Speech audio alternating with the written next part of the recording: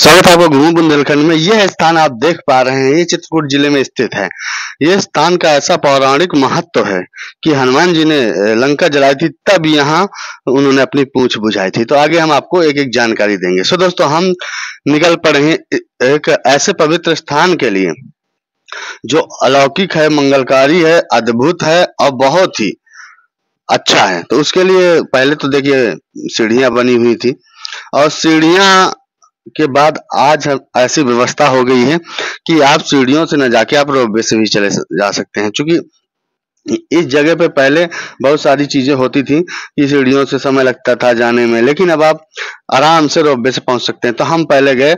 हम आपको बता दें, रोपवे में यहाँ टिकट 160 रुपए की टिकट है आने जाने की, और बच्चों की 3 से 7 साल के बच्चों की वही लगभग 120 रुपए की टिकट है। तो हम सब लोग टिकट कटवाए, इसके बाद हम लोग गए रोपवे पे बैठने के लिए। चूंकि देखिए, अब जो पहली बार आए हैं तो उनका डरना स्वाभाविक है। चूंकि मुझे तो अक्सर ऊंचाइयों से डर लगता ही है, मैं जल्दी रोपवे वगैरह में जाता नहीं हूँ, क्योंकि डर का अलग से माहौल है। लेकिन अच्छा लगता है जब आप ऐसी जगहों के दर्शन करते हैं, ऐसी जगहों पे जाते हैं, तो एक अलग सा दृश्य दिखाई देता है। तो जब हम पहुंचे रोपवे पे, और इसके बाद हम उस स्थान पे पहुंचने वाले हैं जो आप देख के समझ जाएंगे। इसके पहले हमारे चैनल को सब्सक्राइब जरूर कर दीजिएगा, और अगर आपको बहुत सारी जानकारी चाहिए तो वीडियो एक भी स्किप न करिएगा। एक एक जानकारी आपको इस जगह की मिल जाएगी, और आप वहां की एक एक चीज को देख पाएंगे। अब बहुत सारे लोग नहीं गए हैं तो चित्रकूट में आइए। सो हम लोग बैठ गए रोपवे पे। अब हम उस पहाड़ी पे, उस पहाड़ पे पहुंचेंगे जहाँ की दिव्यता भव्यता एक अलग ही मायने में है। तो बहुत से लोगों को चित्रकूट के बारे में जानकारी नहीं है, तो हम आपको बता रहे हैं। तो देखिए, रोपवे चल पड़ा और हम निकल पड़े। चूंकि अब बीच में देखिए, रोपवे का एक यहाँ पे ये भी है कि आप बीच में वो कुछ सेकंड के लिए रुकता है ताकि आप वहां से नीचे का व्यू ले सकें। पर जो डरता है वो नहीं लेता। भैया, हमें तो डर लगता है। जब हमको डर लगता है तो हम ये सब चीजें नहीं कर पाते हैं। तो देखिए, हम उस समय वहां पे रुक गए और नीचे नहीं देख रहे थे, क्योंकि आपको दिखानी थी, वहां का व्यू दिखाना था। तो देख सकते हैं पीछे किस तरह से माहौल है।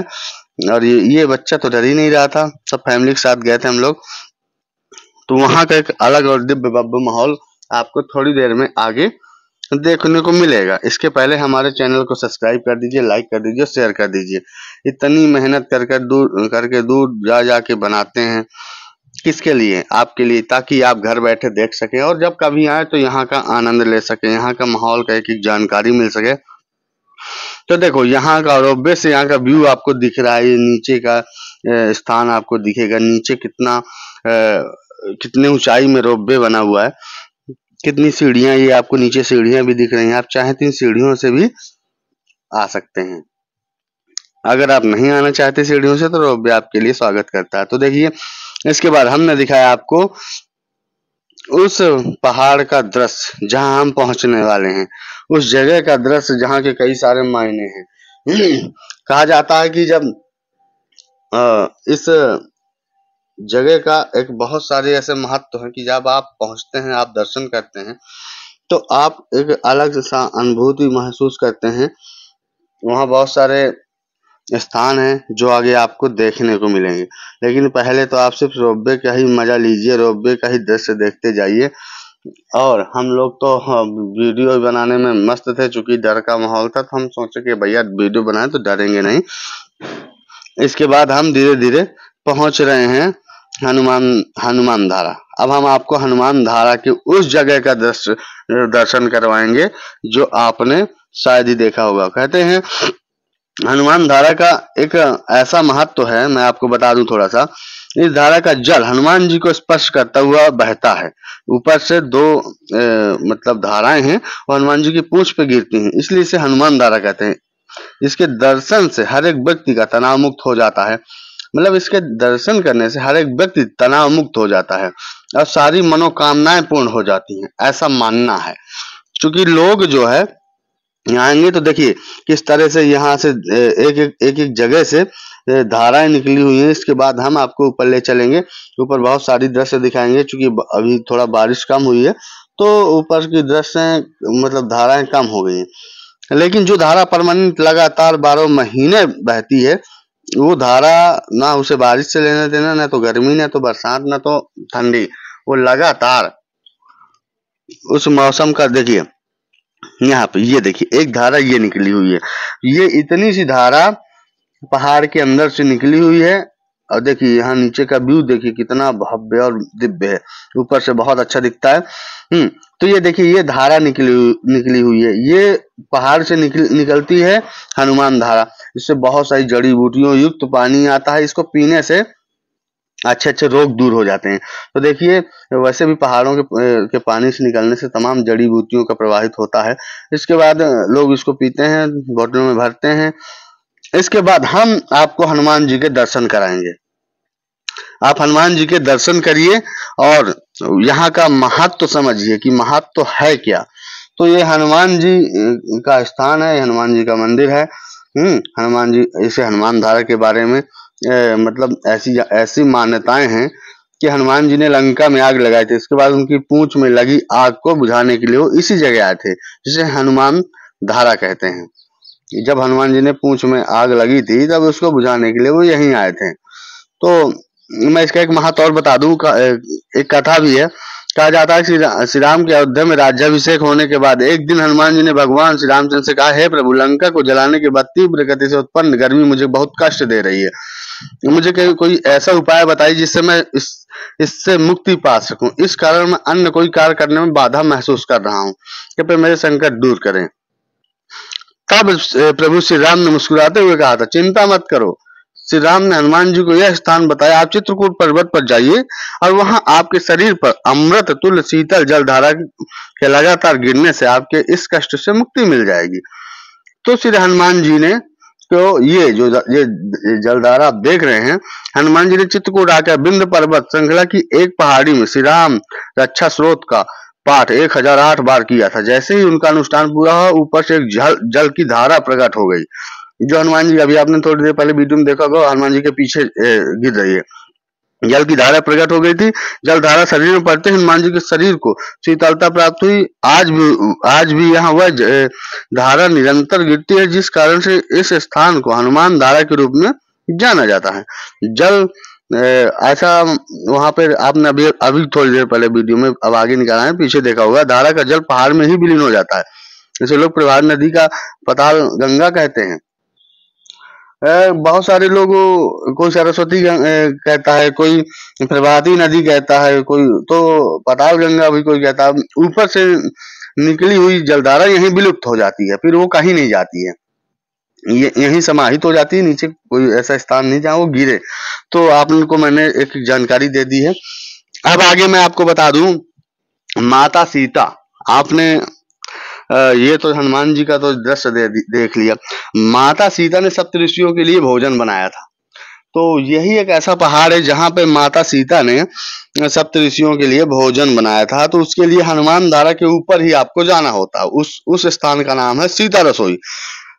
सीता रसोई चढ़ने के लिए आपको हनुमान धारा की उतनी सारी चढ़ाई चढ़ने के बाद और ऊपर की चढ़ाई चढ़नी पड़ती है। तो देखिए कैसे सीढ़ियों से लोग चढ़ते जाते हैं। एक ऊपर जो बहुत सारे वृद्ध हैं वो बहुत संभल के हैं, चूंकि चढ़ाई बहुत ज्यादा है तो संकट भी आ जाते हैं। तो वैसे हनुमान जी के रहते हुए कोई संकट नहीं आता। तो बहुत सारे लोग चढ़ने वाले हैं, आने वाले हैं, तो आ सकते हैं और दर्शन कर सकते हैं। आप अगर कोई जानकारी चाहते हो तो हमारे कमेंट बॉक्स में आपको एक एक जानकारी मिलेगी, आप कमेंट करके बताइए, हम आपको एक एक जानकारी देंगे। इसके बाद यहाँ से ऊपर से हमने यहाँ का व्यू दिखाया, देखिए कितना सुंदर अद्भुत व्यू है। ऊपर से नीचे का दृश्य देखिए कितना नीचे है। तो अब आप अनुमान लगा सकते हैं हम कितनी ऊंचाई पे हैं।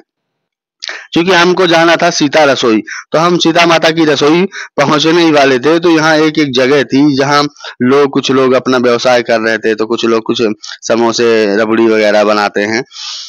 और मैं आपको सबसे बड़ी एक जानकारी दे दूं, ऊपर पैसा चढ़ाने का बहुत, वहां पर जो लोग हैं वो कहते हैं बहुत इधर पैसा चढ़ाओ उधर पैसा चढ़ाओ। पैसा चढ़ाने की कोई जरूरत नहीं, अगर आपकी इच्छा है तो आप चढ़ाइए, नहीं है मत चढ़ाइए, क्योंकि भगवान नहीं कहते पैसा चढ़ाइए। आस्था होती है अपनी, एक व्यवस्था बनी है। तो अगर आपकी इच्छा तो चढ़ाई, नहीं इच्छा नहीं चढ़ाई, क्योंकि बहुत सारे लोग परेशान करने वाले भी होते हैं, बहुत सारे लोग अच्छे भी होते हैं।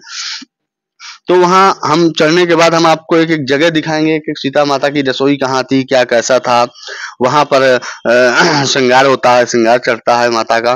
तो वहाँ पे बहुत से लोग श्रृंगार भी चढ़ाते हैं, बहुत सा लोग पूजा पाठ के लिए सामग्रियाँ चीजें देते हैं। तो क्या अलग सा वहाँ पर ऊपर जाने के बाद अ, अलग सा महसूस होता है। एक सुंदर सी जगह है जो हमारे रामायण काल और पूर्व कालों में जो जगह दिखाई गई थी वो आज यहाँ है। तो देखिए आप, ये है सीता रसोई। तो सीता रसोई में देखिए यहाँ पर जो है शंकर, पार्वती और गणेश जी भगवान बैठे हैं। इसके बाद हम जब आगे आते हैं तो एक जगह, हर जगह वो, ये तो देखिए सब जगह एक अभी कुछ आर्टिफिशियल भी बना लिए गए हैं, लेकिन बहुत सारी भरत जी का यहाँ वो है, लेकिन बहुत सारे जो है पौराणिक महत्व ऐसे भी बनाए गए हैं। बहुत सारे पुरानी चीजें बनी हुई हैं, लेकिन यहाँ पे कुछ बाद में भी बैठाए गए हैं।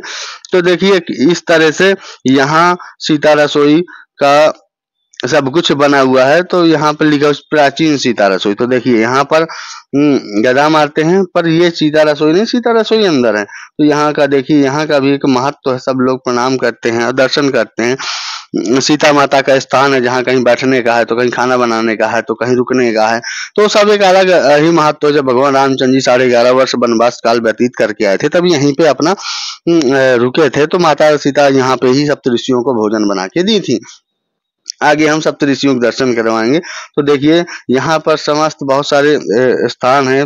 प्राचीन रसोई मिलता है यहाँ, चावल नहीं मिलता है। देखिए मतलब कुछ भी यहाँ पर लोग बहुत सारे दान भी अपना करते हैं, कुछ करवाना भी चाहते हैं, क्योंकि अलग अलग अपनी व्यवस्थाएं बनी हुई हैं। तो यहाँ के स्थान, ये अंदर का सीता रसोई में जहाँ माता विराजमान होती थी, वहाँ का एक दृश्य अलग अलग सब तरह से बना हुआ है। फिर आगे हम आपको सीता रसोई में लिवा चलेंगे। इसके पहले देख सकते हैं आप कैसे कैसे स्थान है, कैसे कैसे दर्शन करने के। फिर हमने किया परिक्रमा यहाँ, और यहाँ ऊपर ये पहाड़ में ही सब एक अलग अलग नजारा, अलग अलग दृश्य है देखने को मिलता है। ये है सीता रसोई, इसलिए जहाँ सीता माता यहाँ भोजन बनाया करती थी। और चूंकि देखिए यहाँ पर हम जब अंदर प्रवेश करते हैं तब हमको दिखता है, ये है सीता रसोई। तो सीता माता का यहाँ पर वो है, यहाँ पर लोग वो चूड़ियाँ चढ़ाते हैं, कोई कुछ चढ़ाता है। तो मैया यहाँ विराजमान है, तो सब लोग यहाँ दर्शन करते हैं और प्रणाम करते हैं। तो देख सकते हैं कि यहाँ का हम आपको दर्शन करवाएं। इसके बाद अब आगे हम आपको इसी कोठरी में अंदर ही आपको, ये यहाँ बेलन का इसलिए महत्व है कि रसोई में मैया खाना बनाती थी। तो बेलन पहले तो मान लीजिए बेलन होता नहीं था, या होता रहा हो, हमने तो नहीं सुना ना हमने देखा, लेकिन हम बेलन से मारते हैं। इसका मतलब सीता रसोई का एक महत्व है अपना। बेलन से मतलब मारते क्या है, थोड़ा सा आशीर्वाद देते हैं। फिर हम उधर से निकले थोड़ा सा उसी अंदर ही दूसरी जगह पे। तो ये फिर दिखाने लगे हमको कि माता सीता जी की रसोई, मतलब चूल्हा कहाँ है। तो चूल्हा ये बोल रहे थे कि यहाँ इतना भंडारा होना, इतना चढ़ाओ उतना चढ़ाओ प्रतिदिन होता है। तो वो तो सब अपना अलग वो है, अब उस पर हम कुछ टिप्पणी नहीं करना चाहते। ये है मैया का चूल्हा, जो माता यहाँ खाना बनाती थी। तो देख सकते हैं चूल्हा चूंकि नया सा दिख रहा है, तो उस तरह से बनाती रही होंगी, लेकिन एक अभी उसको समय समय पर थोड़ा सा उपयोग किया जाता है। तो पूर्व की कालीन चीजें समाप्त हो जाती हैं। पहले तो इस तरह से सीमेंट वगैरह थोड़ी ना होती थी कि उस चूल्हा बनाते थे, लेकिन यहाँ पे वो खाना बनाती थी सीता मैया, ऐसा जो है यहाँ का मानना है। इसके बाद सप्तऋषियों के दर्शन करिए। सप्तऋषियों के दर्शन यहाँ पर देखिए 7 ऋषि हैं, 7 ऋषियों को माता सीता ने यहीं पर भोजन जो है वो किया था, खिलाया पिलाया था। यहाँ पर 5 ऋषियों के दर्शन आपको करने को मिल जाएंगे, लेकिन साथ अभी 2 उधर हैं। तो समस्त ऋषियों के दर्शन आपको यहाँ देखिए, अत्रि मुनि, अगस्त्य मुनि, और यहाँ सभी ऋषियों के तिलक किया जाता है। सुदक्षिण मुनि, और मतलब एक सब अलग अलग देखिए, सुदक्षिण मुनि, सर्वभंग मुनि, वाल्मीकि मुनि, समस्त ऋषि मुनियों का यहाँ पर और भी 1-2 उधर थे, तो हम वो नहीं देख पाए। अभी इसके बाद हम लोग फिर उधर से निकले। तो इधर फिर एक ऊपर का देखिए दृश्य कैसा है। तो माता जी यहाँ पे रहती थी और यहाँ पर भोजन बनाती थी। भगवान रामचंद्र जी 11.5 वर्ष वनवास काल व्यतीत किए। फिर हनुमान जी हैं, यहाँ ऊपर भी मंदिर है, यहाँ भी प्रणाम करते हैं। प्रणाम करने के बाद यहाँ से हम लोग आते हैं तो आगे आपको और व्यू दिखाते हैं। अब बहुत से लोग यहाँ पे नाश्ता भी करते हैं, आप रबड़ी भी खाना चाहे तो खा सकते हैं, कुछ भी दृश्य आपको मिल जाएगा खाने के लिए। इसके बाद आप देखिए ऊपर से नीचे का व्यू कैसा है। इसके बाद हम फिर रोपवे पे बैठे, रोपवे में एक डर का अलग से माहौल लग ही रहा था। फिर हम लोग वहाँ का व्यू दिखाते हैं आपको, देखिए नीचे से ऊपर का व्यू कैसा है। इसके बाद हम ऊपर से नीचे उतरे। तो दोस्तों मैं